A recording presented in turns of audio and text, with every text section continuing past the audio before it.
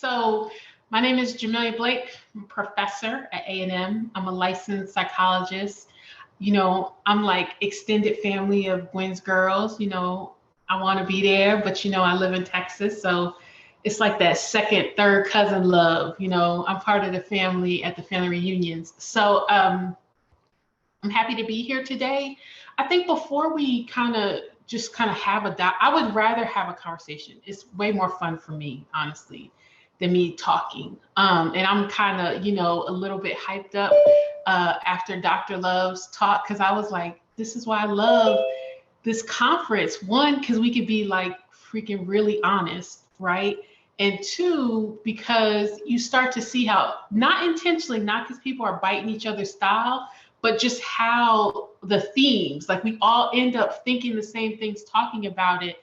And that's exciting to be in a space with like-minded people who at the same time push us to think differently about some issues and make us ask questions. And I know that I know some of these people's faces, so I know they're gonna give me the hammer. We're gonna hit it hard, and we're gonna ask some difficult questions, have some dialogue that hopefully, inspire us, move us to think differently, change some of our actions. But before we do that, I think the easiest thing is, if I don't want to spend too much time, but if we could just briefly go around and just like, not like church brief introductions where you talking for like 10 minutes. I mean, like brief, just you don't even have to say your name because your name is on there. Just kind of, are you in the schools? Are you working with Gwen's girls? You from Pittsburgh? Where you from? What you do? Why this topic is important to you? And then we could just start dialoguing. So I'm going to start off with someone I know, my student. I'm like, why is he in the room? He sees me like every week. But anyway, Patrick, why don't you introduce yourself since I put you on blast? Hello, everyone. I'm Patrick. I am a PhD student at Texas A&M University for the School Psychology program. I one of Dr. Blake's advisees, and this topic interests me.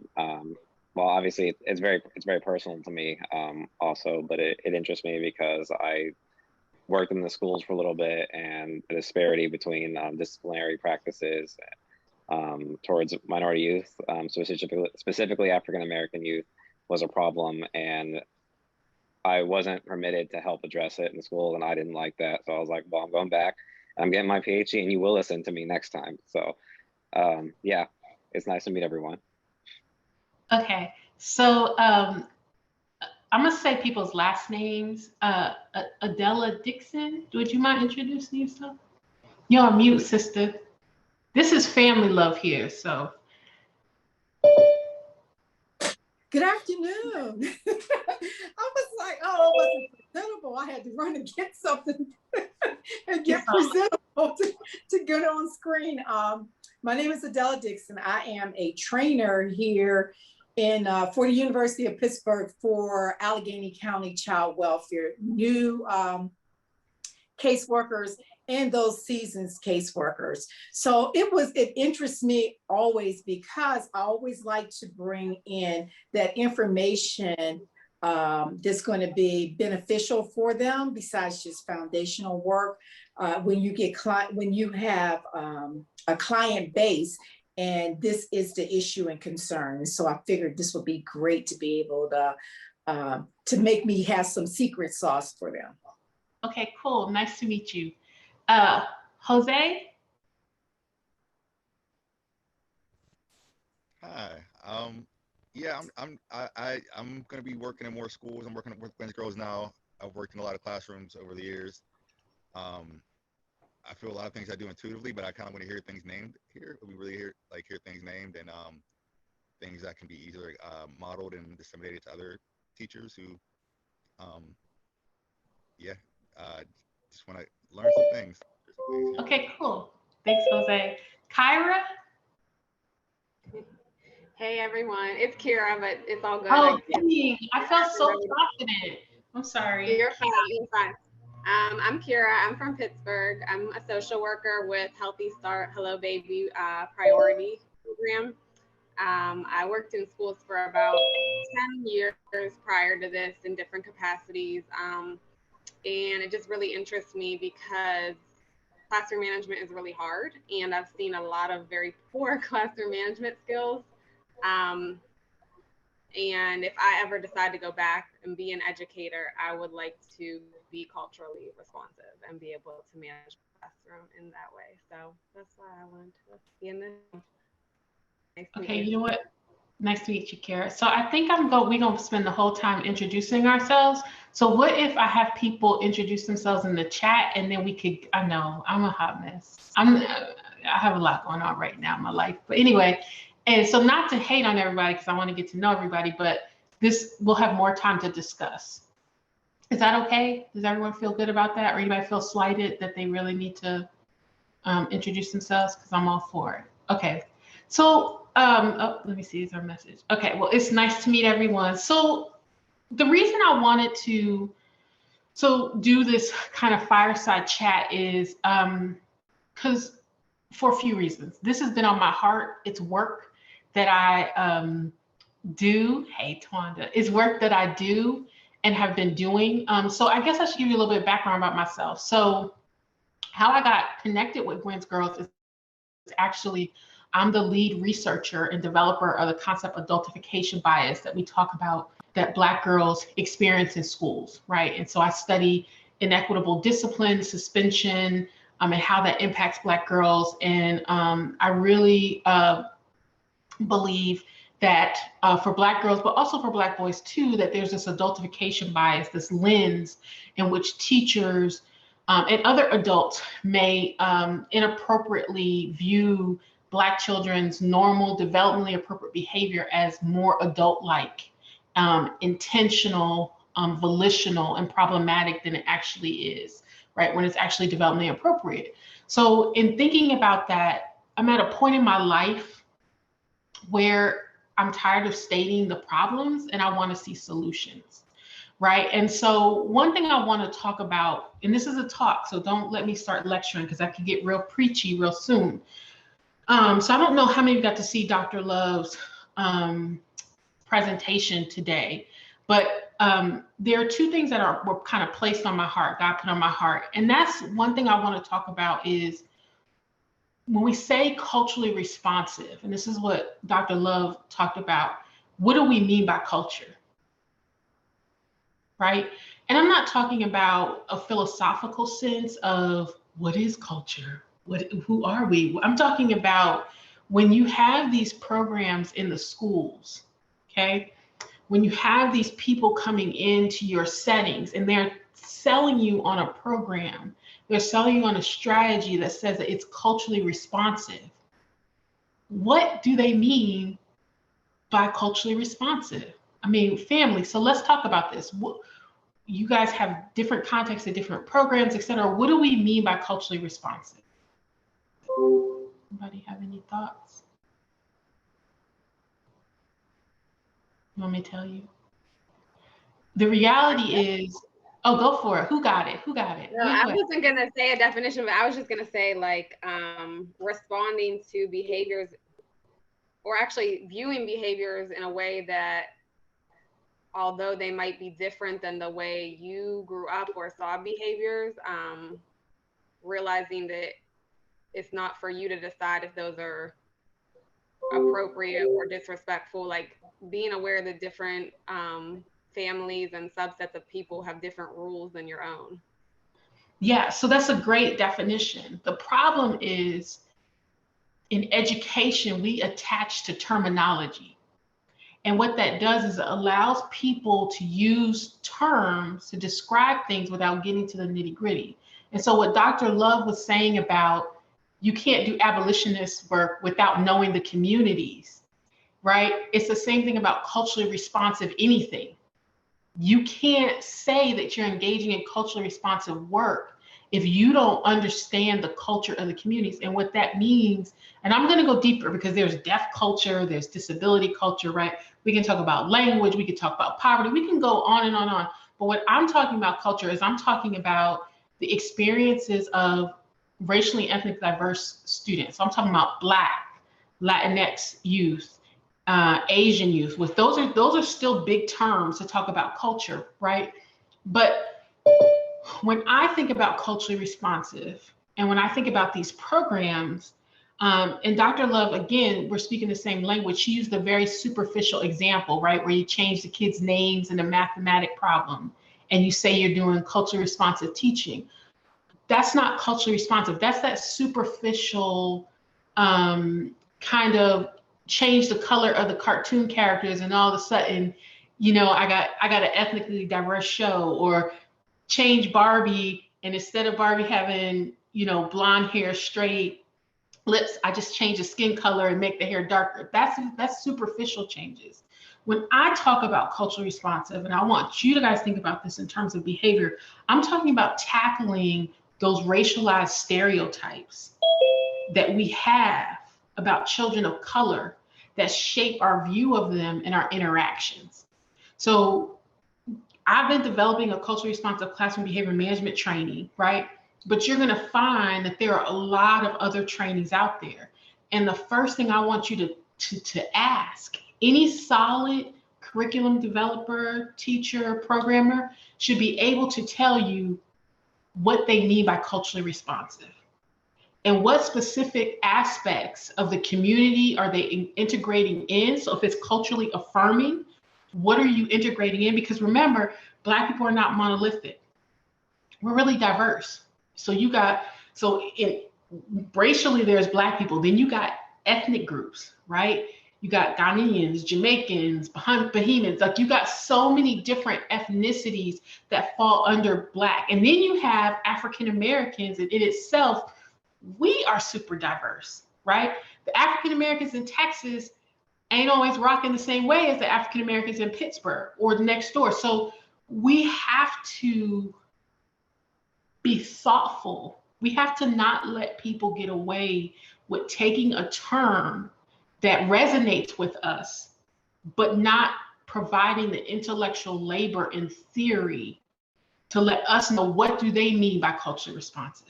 I know what I mean by culturally responsive, but what do you mean by that, right? And this is really central because it has implications for what happens in classrooms. So what's happening in classrooms, and I don't mean to offend anybody, and if I do, you know, preach on it. And again, I feel like I'm preaching, so anyone chime in when you have a thought, question.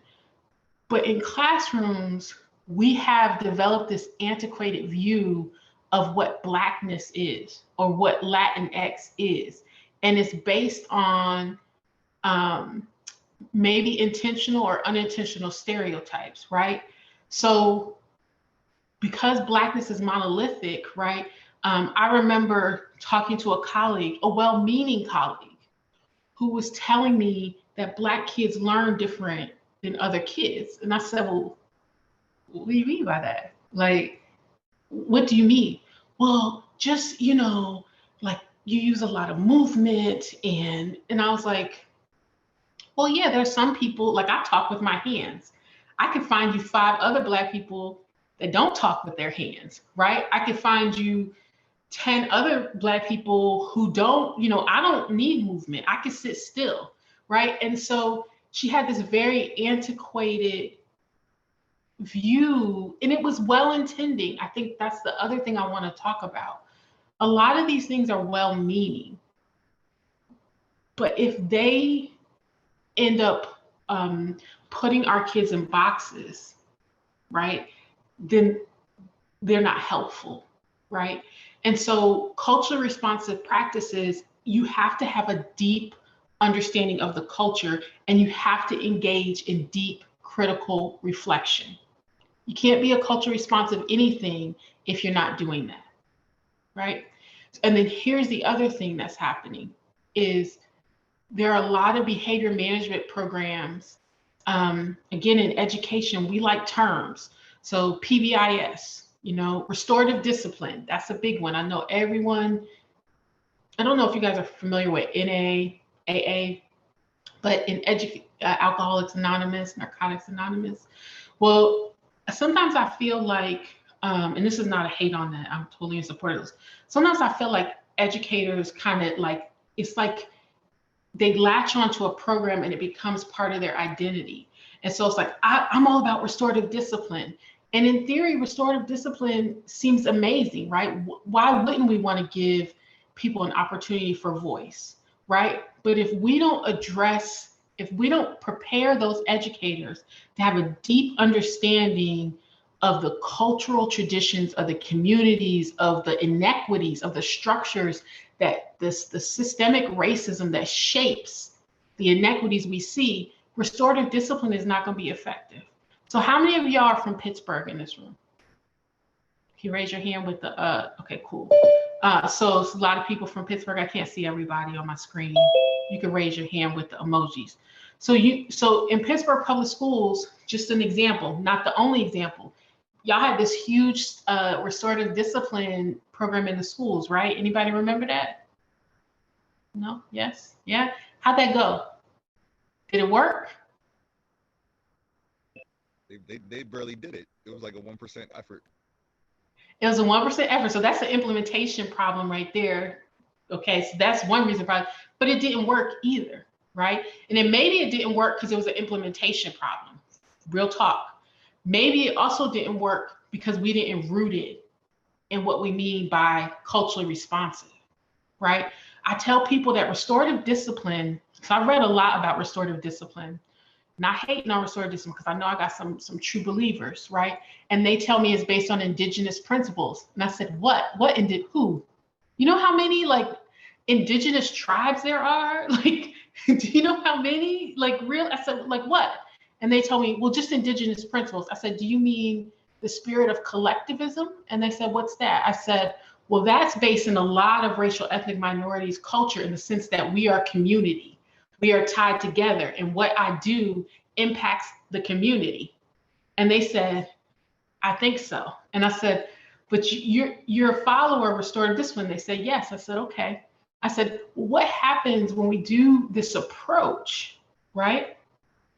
What happens when we do this approach?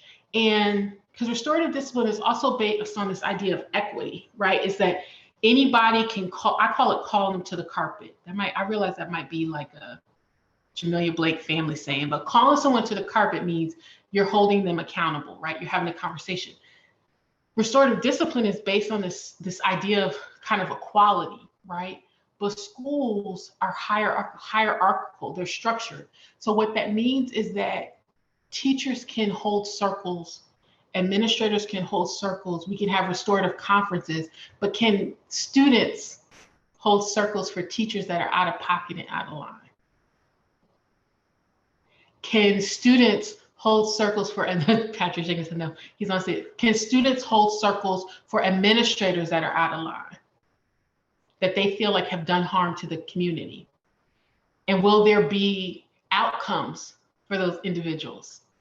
So you're taking a process built off collectivism and equality, and you're imposing it in a system, right? It's not right at this point. Take race out of it. It's not responsive to the system. It can't work, right? So if you don't leave anything from this fire chat, I want you to do the intellectual labor. I want you to be critical and think about when people are pushing these systems, are these programs, are they really thinking about the culture of the community? And are they really thinking about the theory behind that? Every good program, every practice has a theory for how to work. So what does culturally responsive classroom behavior management look like? What are the practices? What do y'all think it should look like? What do you think it is?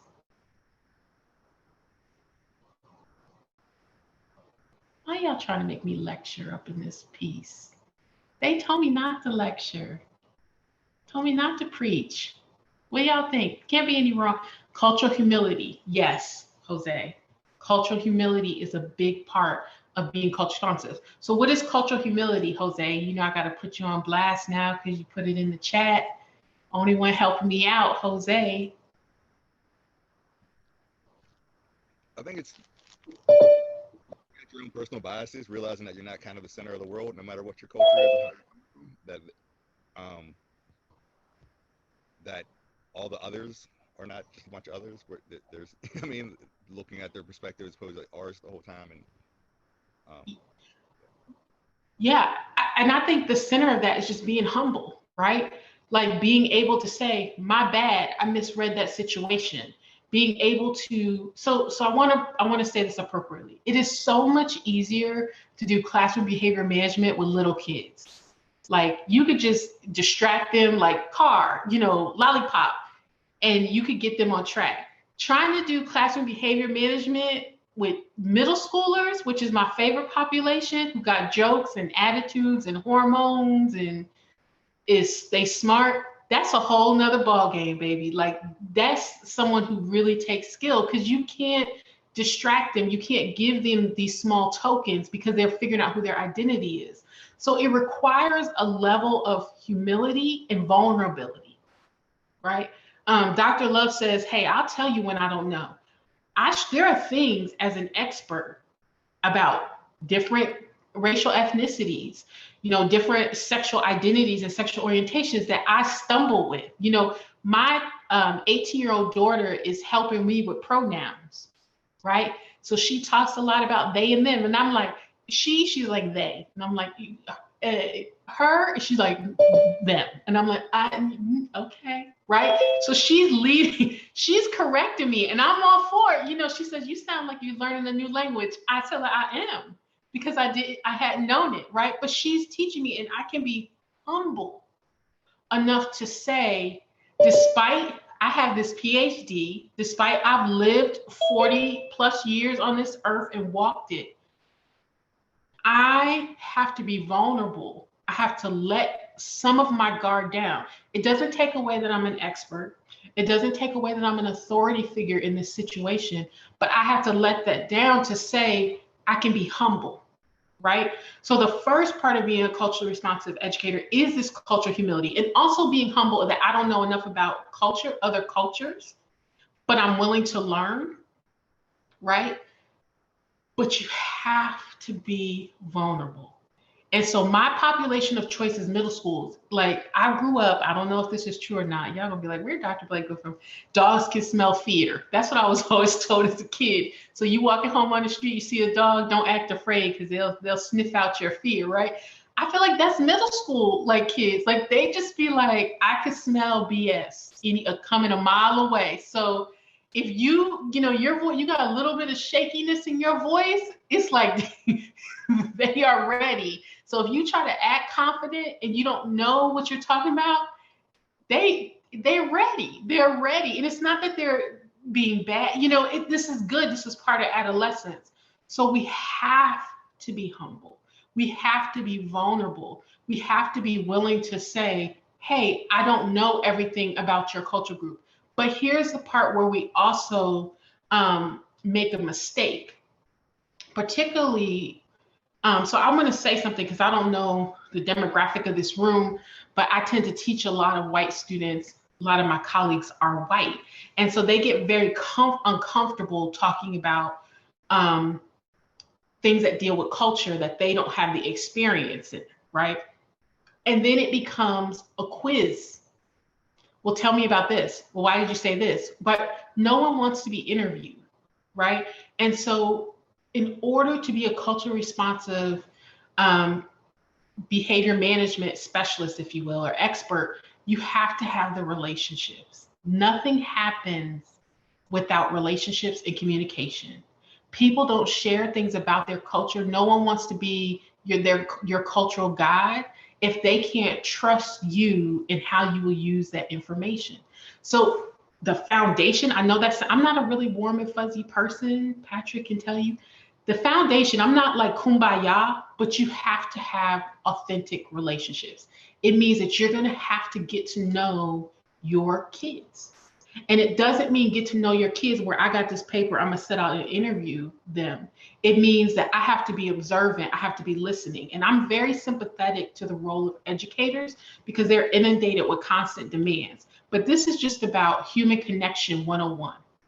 So I used to listen to Joel Osteen until he had that big fiasco in Houston and didn't let people in the dome during the hurricane. But before that, I listened to Joel Osteen.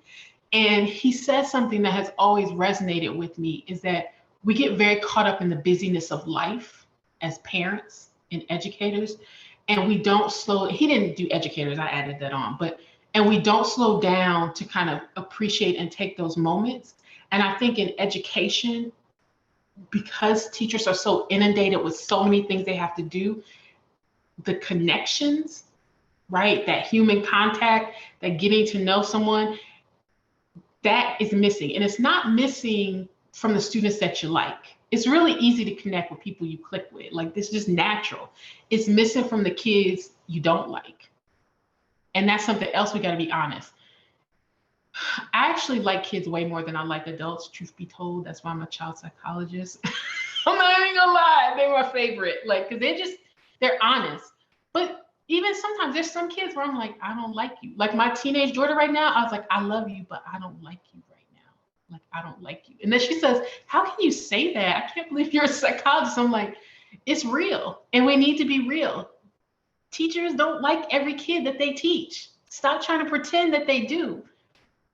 So it's harder for them to build connections with those kids. But that's the foundation. Like, if you don't try, if a kid doesn't know, like, I grew up in a working class environment. First of all, we mind our business. I don't let you know my business, especially if I don't like you and I don't know you, right? And I can see you every day for 3 or 4 months. And you can be like, well, I see you every day, but I don't know you. I don't know anything about you. I don't know where you're from. You don't know me. So why would I trust you? Why would I be vulnerable and share personal things about myself when you haven't put the investment in me and shown me who you are, right? So those authentic relationships is part of it, right? The other thing I want to talk about, and this is on my heart because, somebody gonna say something? Yeah, so I had actually an initial reaction to what you just said is I grew up with what happens in this house stays in this house.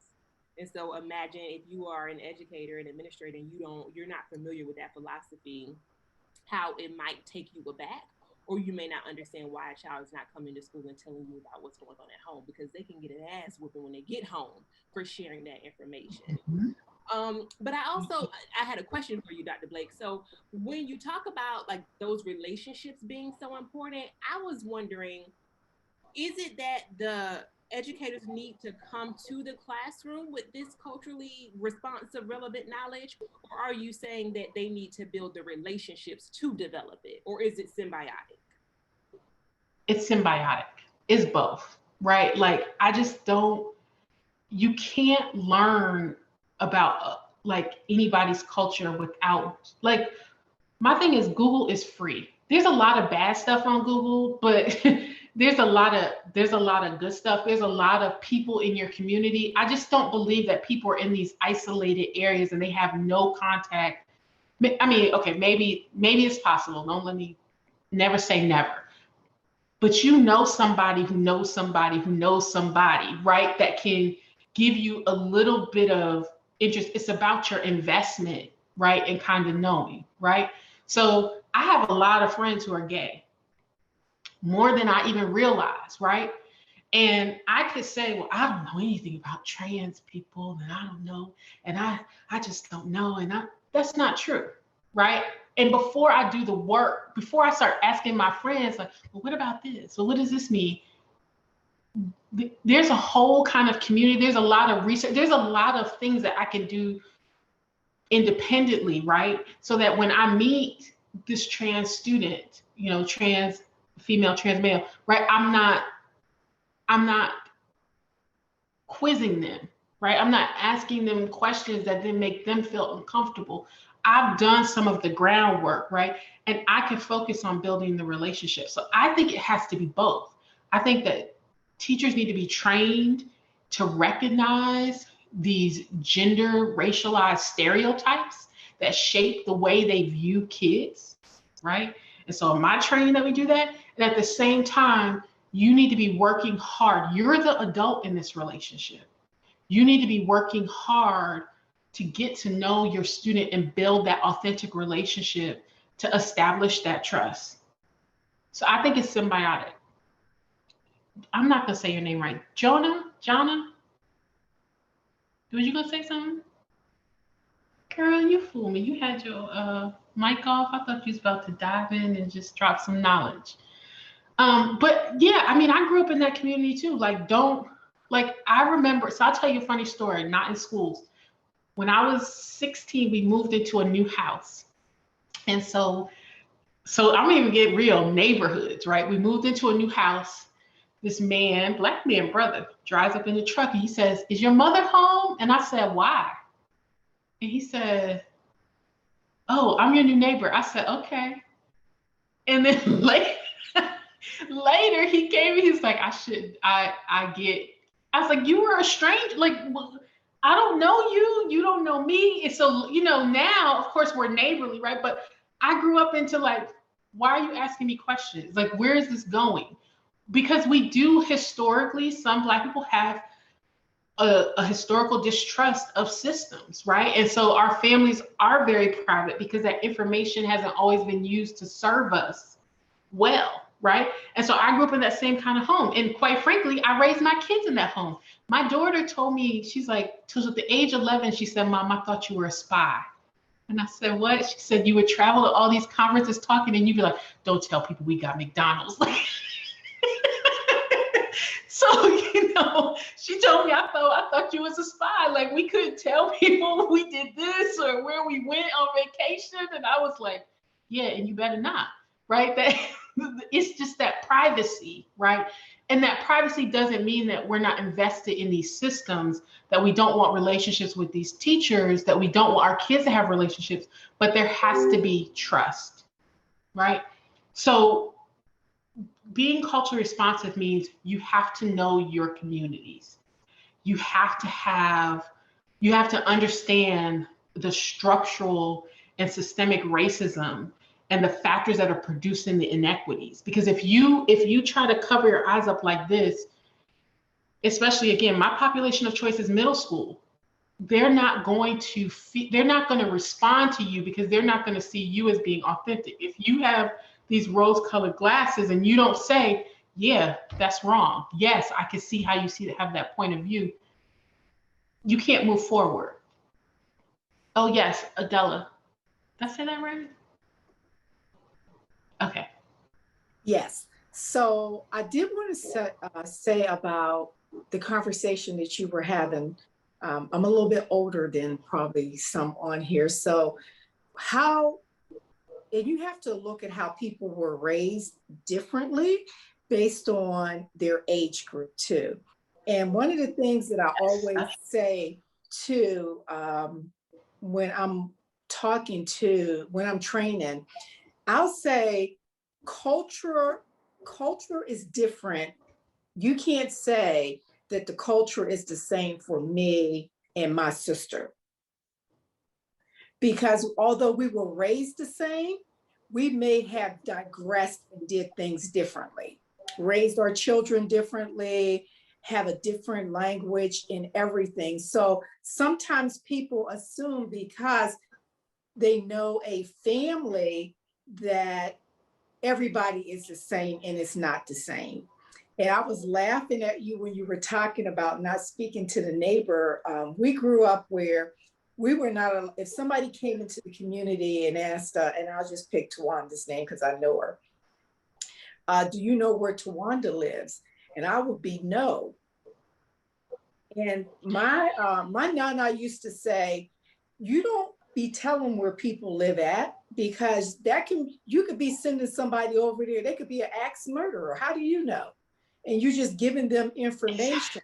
And so a lot of times, I know in child welfare, we talk about kids not talking about things and keeping secrets. Well, you have to when you start trying to understand culture, you have to understand the underlying reason for why they are doing that. So it's not always that they are taught to keep secrets about what is happening to them. It's that they don't, that's just how they grew up. And so when we talk about culture, this culture of humility and everything, and we love nice words because they used to say cultural competent. Then they changed it to cultural humility. So now, and we keep changing words. And changing words does not necessarily mean that the definition changes. It's that you really don't even understand what you mean when you're saying that. I was raised where they said, they called them Negro, Black, African-American, Afro-American. We have a lot of terms within our culture that you have to be aware of. So to end up this long sermon that I'm seeing is that it's going to take a lot to learn about an individual. And you're not going to be able to learn them in a week, a day, 2 weeks. It's going to take a long time because you have to earn that trust from that individual first. Yeah, I completely agree. And something that you said made me think about this. And I've talked to my students is that, you know, how we view behavior is really subjective and it's based on our values, right? So I'll say something right now. If you spit on me, we fight. Now, it's just the ultimate sign of disrespect. I remember I was driving in Georgia and I was a horrible driver. But anyway, long story short, I had my window down, it's hot, and these cars were trying to merge. I didn't let them merge because I felt like I had a right way. And this man tried to hock a loogie in my car. Do you want to like spit in my car? I was ready to risk it all, like ram in the back of his car. Like I was so glad I didn't have a gun. Like, I mean, I was just angered, right? And one of my friends was like, "Why are you so upset?" I was like, "Why am I so upset?" He tried to spit on me, you know? And so but that is subjective, right? And so the thing that we also have to think about culturally responsive behavior, and this is what Kira noted, right? Is that my lens, and this is what Jose also spoke to too, my lens shapes whether or not I think that kid's behavior is appropriate or not. And I'm not talking about, like, so people like to trip me up on this. Well, there's a certain level of decorum. Yes, we all have a certain level of decorum, right? If you just go up and punch somebody in the face for no reason, we will all probably be like, where that? So if I'm sitting here, somebody just punched me in the head, y'all gonna be like, what happened to Dr. Blake? That was out of line, right? She's just doing a presentation. Yes, we have a certain standard for decorum, but a lot of the things that happen in classrooms are misunderstandings, cultural missteps, because people are using their lens, right, about how they evaluate behavior. And here's the problem. They're not communicating that explicitly to their students, right? So I grew up with my grandmother. My mom worked 4 hours, 4 days on, 3 days off. So long shifts. So at night I stayed with my grandma. And I used to say, when she would call my name, what? Like she'd say, Jamelia, and I said, what? And she would say, what? Because my mom didn't care. Different generation, Miss Adela, right? I say, what? And she'd say, you mean yes? Right? And I was like, what? The same as yet? Like, right? But I learned her expectation. She sat down and she said, what? It sounds rude. It sounds nasty. And when I call you, I expect you to say yes. And that's all it was one conversation. And once I knew the expectation, right, then I had a choice whether I was going to meet it or not. But she had to explicitly teach that. That is something else that's not happening. We have assumptions because we think there's a standard of decorum, which hopefully you guys realize that in general, that's not. Like, we got adults tripping on airlines, trying to beat up the flight attendants. Like that whole standard, like people know what to do and how to behave, that's out the window. Cell phone cameras are showing us that adults been acting greasy for a long time, right? But we have to explicitly teach children, our students, what our expectations are. And we need to have explicit conversations and get their perspective about what went wrong. So, my youngest daughter, Layla, she's the one I talk about the most. She gonna drive me to drink. But anyway, she's 16 in like 4 days, right? So my youngest daughter, she will always say, when she says, you always catch me doing something because you're always looking at me. And I was like, you're so right. I am always looking at you. I'd be like, like I'm surveilling her. And and I have these assumptions that now, like 80% of the time I'm right. She is up to do with something she ain't got no business, but I'm always gonna she's like, you're gonna catch me more than my sister, because you can't take your eyes off of me, right? Like, and I'm like, that's true. Like, can't argue with good logic. But I also I'm like, good point, right? But I also am not, I wasn't always explicit in teaching her the expectations, right? I wasn't like very clear. Like, for example, my kids, how many of you know how to answer a phone? If someone calls you, what do you say? I say to Shara, hello. Most of the time, so those of us who stranger danger, if someone calls, I would say, hello, well, can I speak to your mother? May I ask who's calling? So my kids, my brother, when he was alive, would call my kids and pretend to be someone else.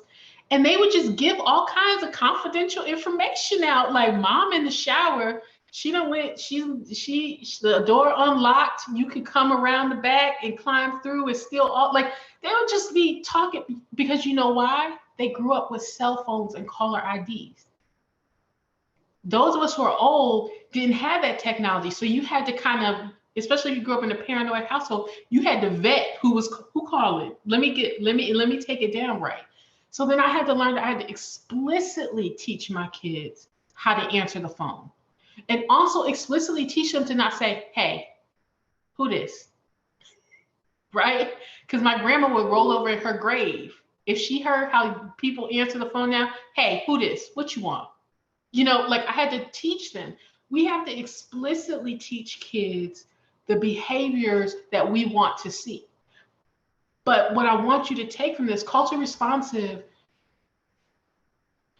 the adults have to do the work too. It's not just on the kids.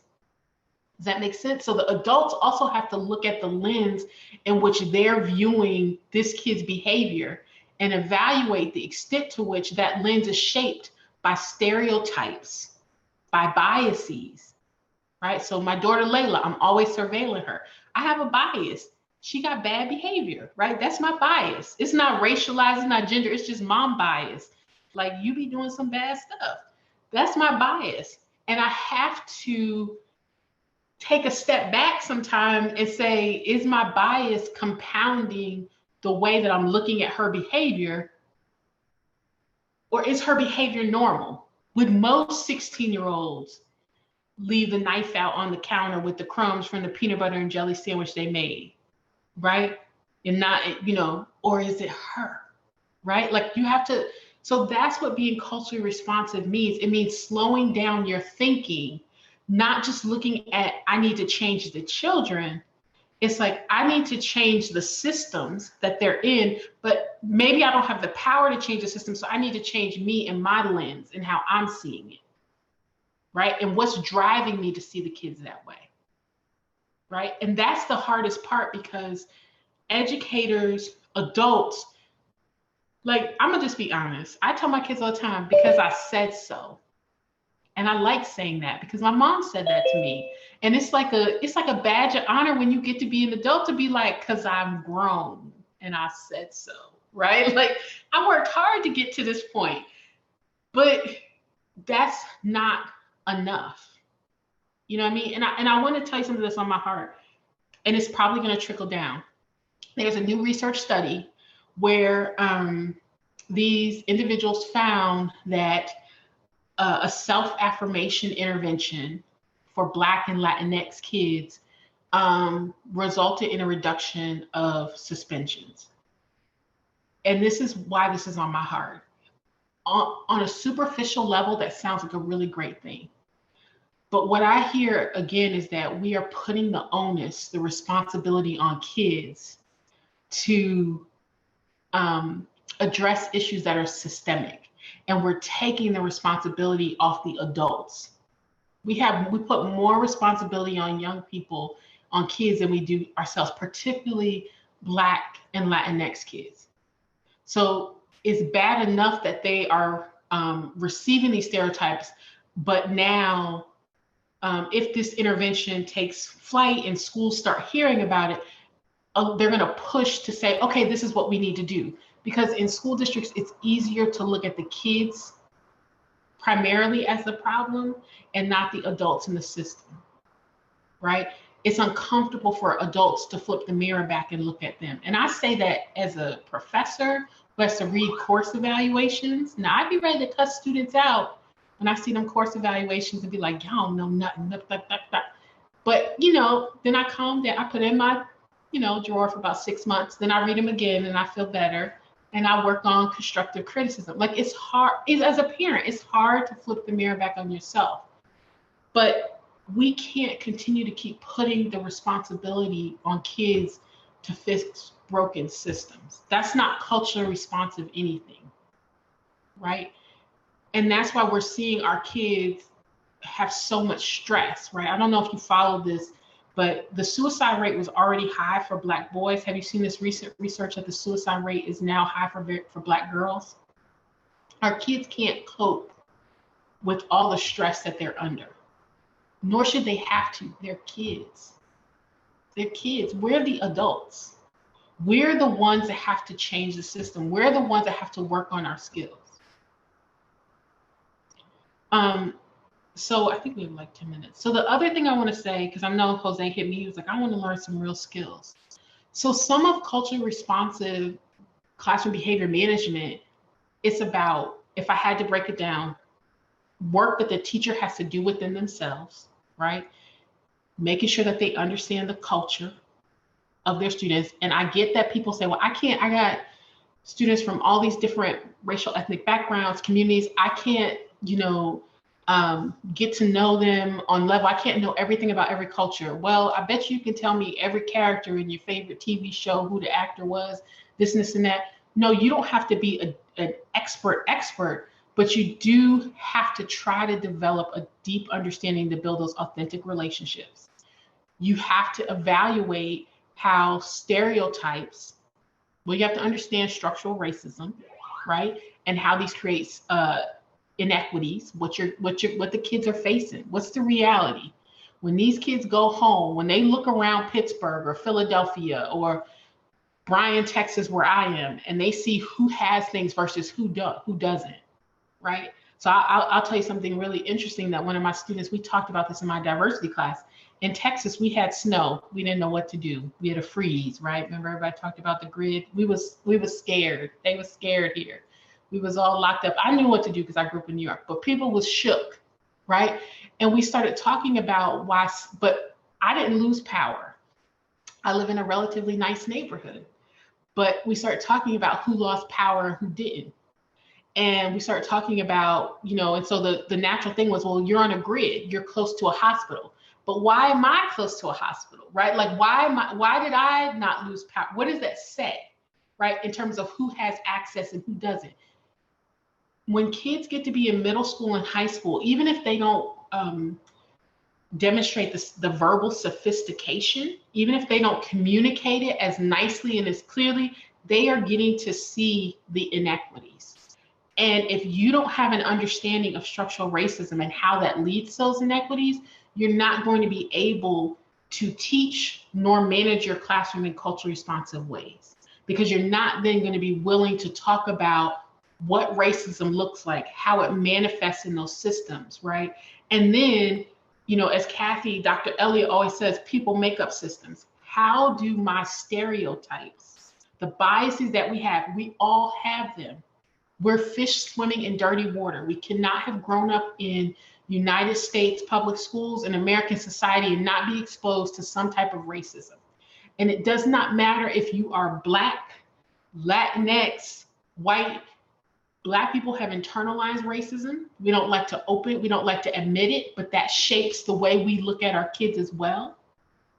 Just like other people have, are exposed to other stereotypes. So how do those stereotypes and biases shape the way that I interpret this child's behavior, the expectations that I have for this child, and then the way that I communicate and interact with this child, right?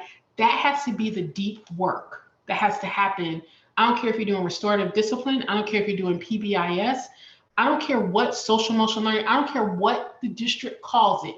If it doesn't address that kind of fundamental aspect of structural racism, racialized stereotypes, and require critical reflection for educators and practitioners, you're not going to see changes, right? Because if you don't get that, how can you then develop an authentic relationship with me to understand about my experiences and the way I see the world? And I'm not saying that we let kids get away with murder. That's not what I'm saying at all, right? But we have to do the intellectual labor, the reflection ourselves. And then we have to communicate our expectations to kids. And here's the part that's generational that my mom didn't do. We have to explain why. Why do we need you to sit still? Because this is you know, thank you to the sister who talked about generation. This is a different generation. They're not okay with just do it because you need to do it. They want to understand why they're supposed to do it. And how can we blame them? We told them to have critical thinking skills.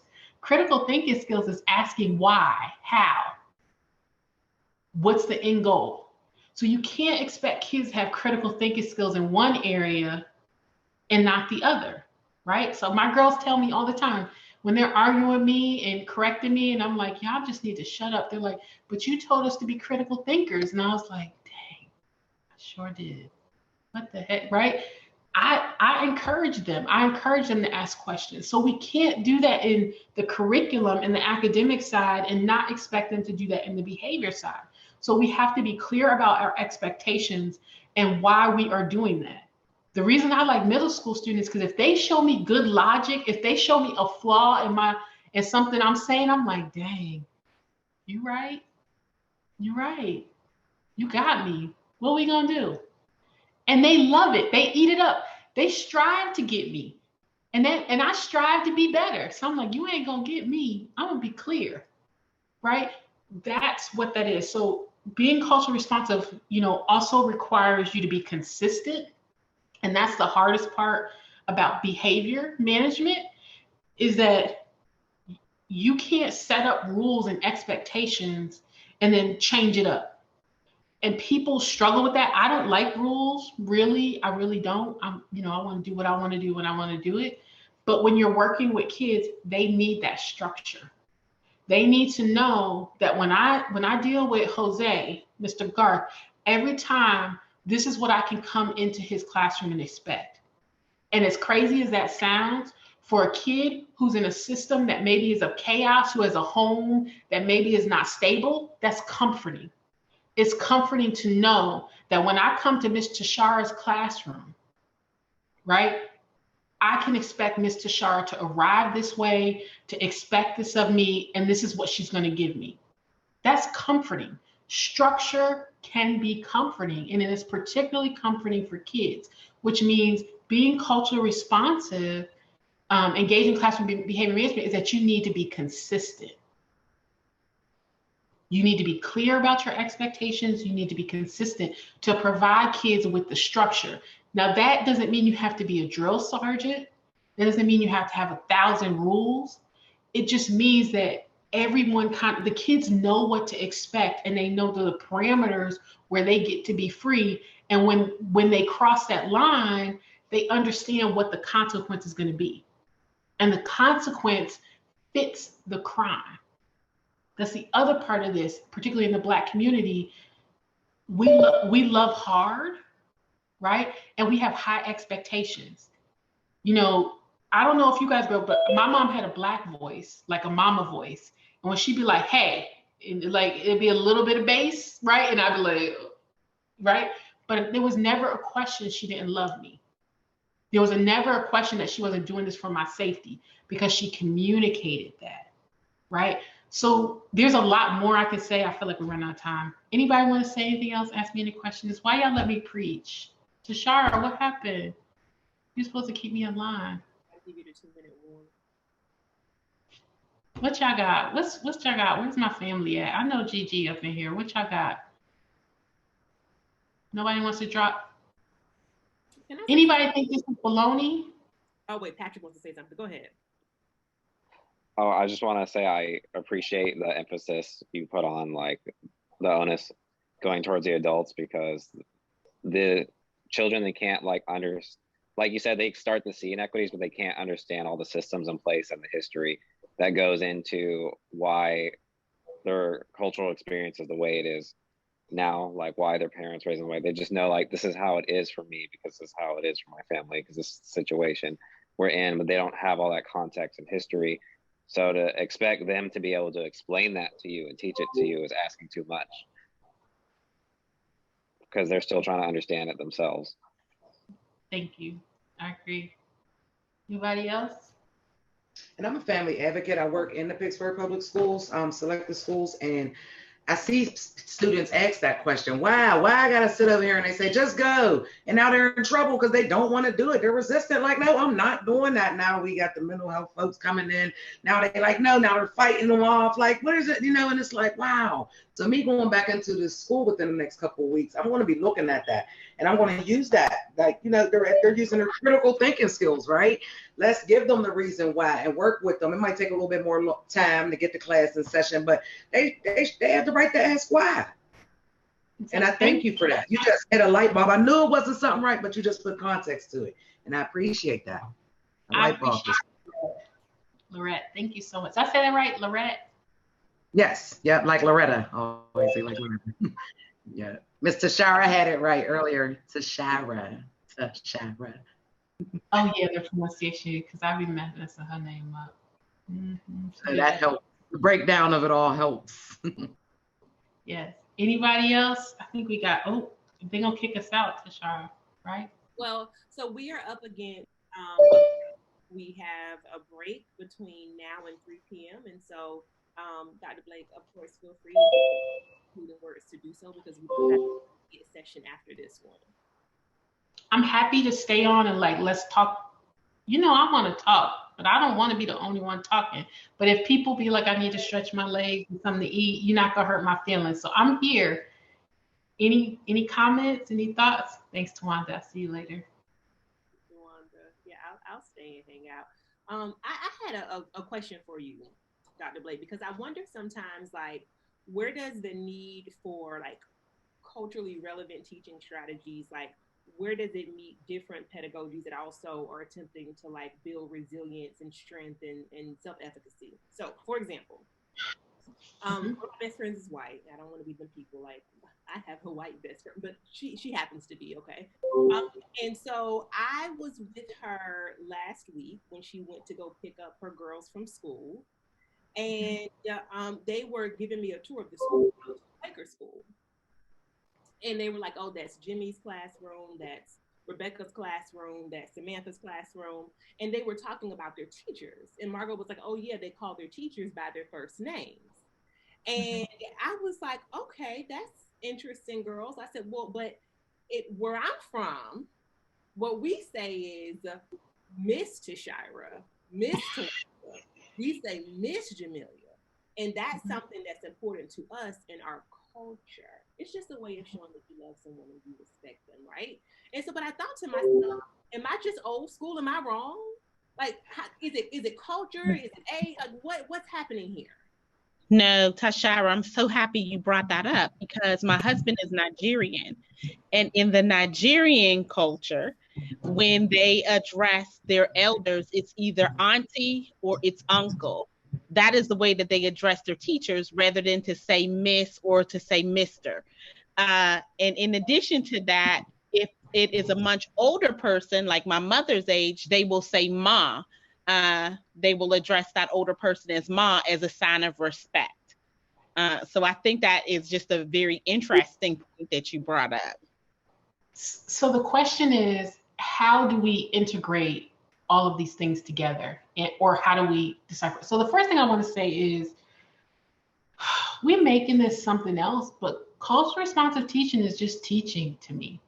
Like it's not something extra you doing, like, and I don't know if it's because it's inherent into who I am in my spirit. Like I'm gonna be my authentic self, and I want you to come as your authentic self, and I want to know you on a real level, right? And I want to explain, like the way you explain that to those girls is like, this is not bad or good, it's just different. And in my community it's different. And I think that we have this, if I'm just gonna be super real, some of this is about money and some of this is about ego, and it's less about the kids, right? So we have these people who are pushing programs, pushing philosophies, pushing ideas because it's mine, it's my stuff, you know, or I'm this company and I'm gonna sell this many curriculums, or I got this pedagogy and I'm gonna stand behind it. This is my theory. And what we really know in social science and education is that these things aren't as distinctive as people try to make them seem. And so I would say that the push for resilience, the push for getting to know people on the individual, to me, it's all connected. It's about your creativity and how you weave it. And at the end of the day, we need to be looking at kids as whole, like the whole person in the system. So what I think about is, how do I get to know this kid as an individual? And to me, you can't separate racial, ethnic identity, cultural background from knowing from knowing who someone is. And I also think that I can teach you to be resilient and responsible while still recognizing that there are inequities that make that difficult, right? That there are. I think Dr. Love said something interesting about kind of the charter school and the public school option. And I talk with my partner a lot about this, about these false choices, that sometimes we think we have choices, but we really don't, because we have these systems of inequity that push us in certain directions, but we think that we have a choice, right? We see this in marketing all the time. Like, not to get too like matrixy on you. I don't know if y'all watch the Matrix. I'm not gonna get that far deep. I am a low-key conspiracy theorist, but we have these things that push us to make us think that we have choices, but they're really not. It's kind of like, it's very limited. And so I think that it's important for us to look at the whole child, to look at kind of who they are as a person. You can do that and still consider their race, their racial ethnic background, how they were raised, generational status of who you are, and you can still look at these systems of inequities, and you can look at that all together. It's about creativity. And then how do I do this to reach you, right? How do I do this to connect with you? And so what we call it, you know, the sister said it well.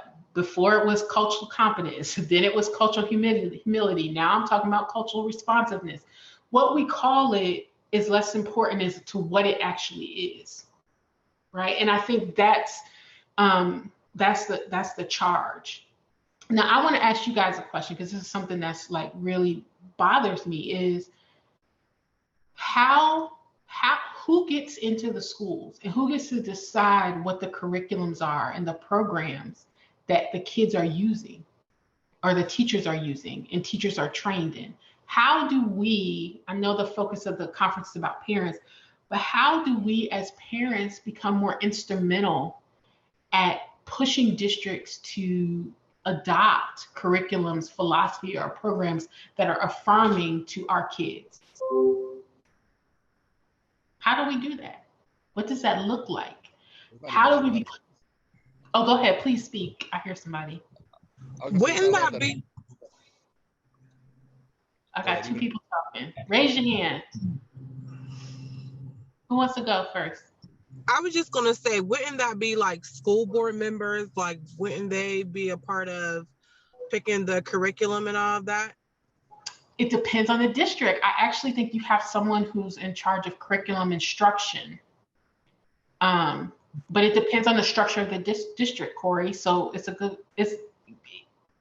depends. Jose, were you going to say something too? I was going to say, I mean, you spoke to it earlier about so much of this being about money, and, you know, and I preach all the time, so I'm going to start saying, like, Dr. Blake agrees, that, you know, the schools and even the curriculum that exists, they're mostly made by white folks. They're made of a culture, but it's just the dominant white culture that exists. So even if a school district's like, I really want to, you know, I want our history curriculum to look more like, you know, like the students that are serving and talk about their history, and everyone's history, it doesn't exist other place. You got to create it yourself and create it without getting paid for it. Meanwhile, other people are getting paid to keep on pushing the same curriculum that our great-great-grandparents are talking about, you know, like still learn that, you know, just all these myths that they have for history, you know? Yeah, and you know, it's even deeper too. Like, how do I get in the building? So like, I talk a lot to, I don't know if you guys are following this, but there's a case in Texas where this principal is like being voted out. He's about to lose his job because they accused him of pushing critical race theory. What it really is he's in a multiracial relationship, and he posted a picture of he and his wife kissing, who's white, but he's being pushed out, and it's kind of like, how do you even get in the, so like for those of us who are building curriculums, right, people of color who have the knowledge or experts, how do you even get the viewpoint of districts to look at your curriculum and consider it? How do you get them to vet you? How do you get them to consider that what you have is worthwhile, right? Like, that's a conversation in itself. That study I talked to you about the self-affirmation study and reducing discipline, the lead author he's not an educator. He's a policy person. He doesn't know the first thing about schools or how they work or what they do. Yet he was able to get in a district and implement an intervention with over 4,000 middle school kids. Right? So how, you know, so it's about money. So we have to, you know, I'm gonna get preachy, but one thing I love about this conference, one thing I love about Gwen's Girls is it gives us an opportunity for like-minded people or people who are thinking about to have these conversations in a safe space, right? And kind of push us forward. But how, if we can talk about what these programs need to use, but how do we get districts to adopt the programs that really are culturally affirming and going to build our kids up for success?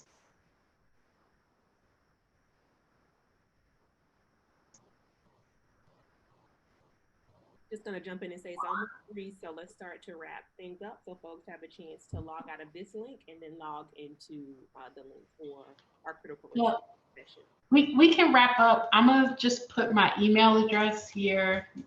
If you have some big thoughts, send me an email. We can talk on Twitter. I'm on leave for a couple more days, but a personal situation, but hit me up. I'd love to talk to you, converse about these things, and I hope this was helpful. Hey, Natasha, I hope this was helpful, and enjoy the rest of the conference. Anything else I need to do? We are all good. Thank you, Dr. Jamelia. All right, it's been a pleasure, y'all. I appreciate it. Y'all take care. Take care.